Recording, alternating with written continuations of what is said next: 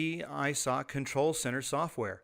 Over on the left-hand side, you'll notice in the asset tree, there's our Google Earth map we just configured. We're going to go ahead and double-click and bring that up. And as you notice, it'll zoom straight into the start coordinates that we configured when we set up the system in the admin center. Going up to this address bar at the top, we can type in an address or a keyword.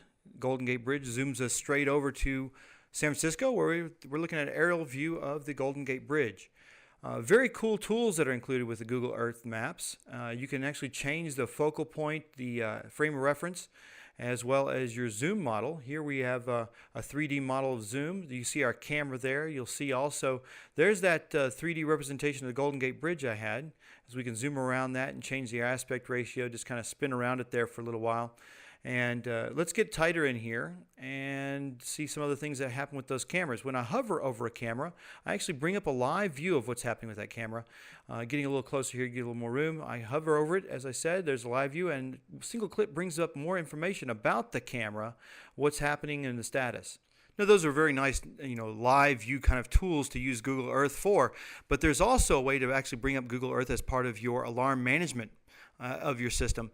And we're going to show that here as we bring up a different tile layout. This one's going to have room for our map. Also, I've armed a tile over there on the right-hand side for viewing of our alarms. We go to the Google Earth tab as part of our plugin, and we're going to activate Zone on Alarm. There it is with a checkbox. Let's get a little tighter in here and get a little bit closer view of what's actually going on. So you can see I've got the tile with the map in it. I've also got an armed tile for content, and that's going to have some things happen to it when I activate the alarm here with a live pop-up of cameras. That's a lot of the part of what happens usually in the DVTEL alarm management, but as I activate the alarm, you see that there's a lot more that happens when I add Google Earth. I automatically spin to the area of interest.